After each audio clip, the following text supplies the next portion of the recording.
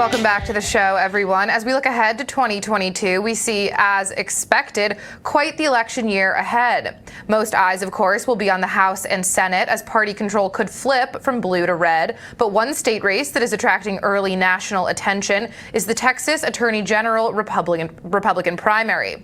A fast riser from a dynastic family is George P. Bush, son of former Florida Governor Jeb Bush and nephew of the 43rd President, George W. Bush. He announced recently he'll be taking on incumbent Republican AG Ken Paxton next spring. I'm pleased this morning to welcome George to the show. Mr. Bush, good morning. Good morning. Thanks for having me.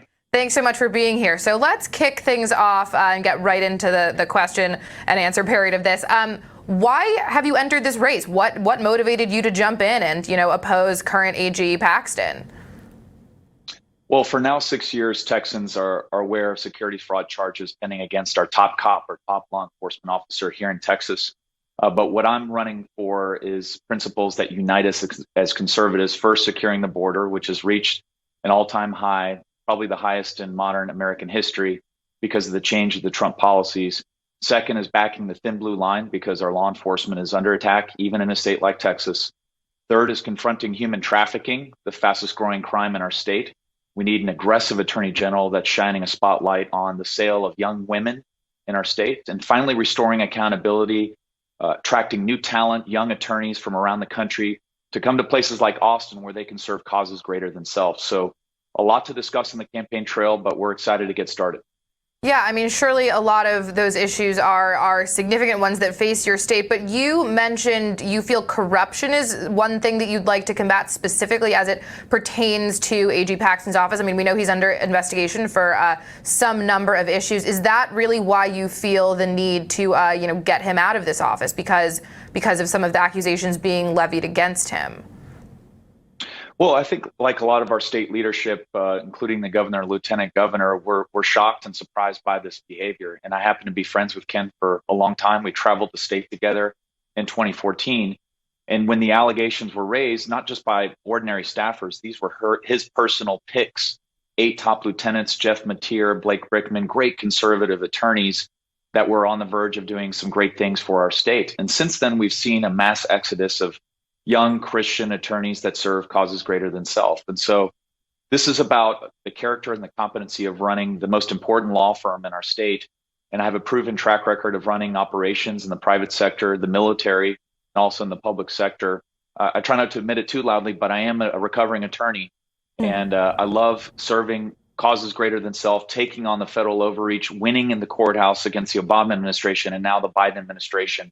So keep posted, Sophie. I'll have a lawsuit next week for you against the Biden administration to compel them to do their job and get deadbeat bureaucrats off their whats and secure our border.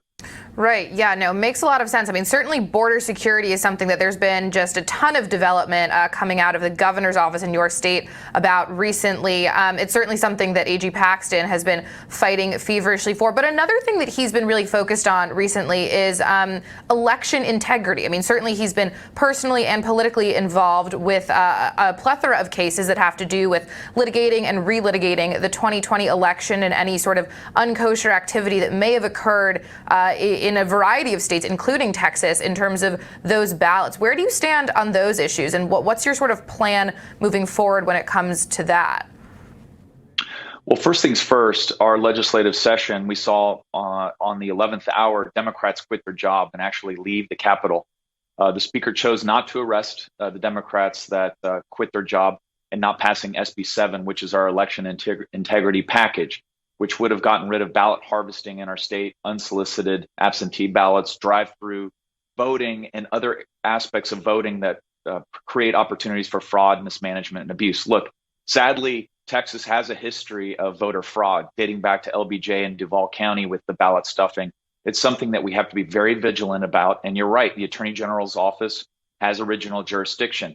What I'm concerned with is that here in Texas, we only have 4 prosecutors and a handful of investigators in a population of 30 million people. We are almost like our own country in that respect, and we need to buffer up our resources on that and prosecute more cases. But I agree that there was manipulation, there was fraud, there was mismanagement in a variety of jurisdictions, and state legislatures under the 10th Amendment should have the right to tighten the screws reevaluate the integrity of our election process. It's the most important constitutional duty that we all have.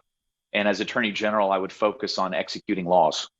Right. I mean, of course, that would be the job description. So, I mean, of course, I have to ask you about your support for former President Trump. You know, earlier this week on the show, we had A.G. Paxton on to talk about issues concerning Texas and the race ahead. And here's what he had to say about some of the stuff that you've been saying about President Trump of late.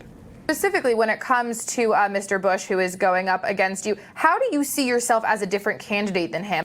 I think he's going to try to seem like he's more like me, but I think we are very, very different, almost in every way. One is, I don't think he was legitimately a Trump supporter. I think his family has not supported Trump. He did it at the last minute because he was chair of Victory, which was our entire statewide effort to elect everybody, including the president. He finally got on board very late.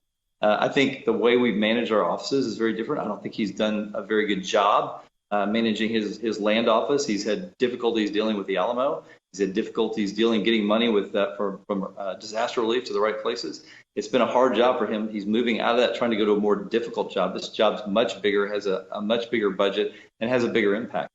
So, Mr. Bush, would you briefly just respond to some of what the Attorney General said, both about your support for President Trump and the way that you've handled your current position? Well, the truth is that I joined the Trump campaign right after my dad dropped out. So I was one of the first Republican statewide elected officials here in Texas to do so. He is right. I did run Trump Victory, and I raised over $1.5 million for Republicans, and it was a high water mark in 2016. And when Bushes and Trumps come together, great things happen. I'm the only member of the Bush family to proudly endorse Trump, not only in 2016, but also to help him in the reelect effort here. And I can certainly carry on his legacy a lot better than Ken could, since he was the lowest vote getter in 2018. As it relates to Alamo and Harvey, I'm very proud of my track record here at the Land Office. The Alamo is arguably the most important conservation project in American history. I've been successful in securing over $150 million for the revitalization and the historic preservation of this shrine of liberty. While Ken Paxton's been in politics for 20 years, I've looked at his voting record. He's done nothing for Texas state history. So I'm proud of my partnership with Lieutenant Governor Dan Patrick on that end. And Hurricane Harvey, we've housed over 70,000 Texans. I've led the largest housing recovery in American history. I've partnered with FEMA and HUD to do so, and I've distributed close to about $2 billion in disaster relief. This is the largest package in Texas state history and the second largest in American history. So I'm actually running for an office with a much smaller budget than what I have at the Land Office. And so I'm ready for this responsibility, and I'm ready to do it without the baggage and investigations and endless scandal. That makes a lot of sense. And I mean, I think certainly your track record is something that will, of course, be coming up in significant measure on the campaign trail. But you just said that when Bushes and Trumps come together, you know, great things can happen. I think that a lot of people probably hope to see that happen. But, you know, over the past couple of years, beyond yourself, Bushes and Trumps have not come together. I mean, it's not that anybody in your family has been particularly outspoken, but they've been a little bit outspoken about their distaste for some of former President Trump's actions personally and politically. Is your support for the former president causing any tension in the family? Absolutely not. Just like any family, we have our differences, particularly in politics.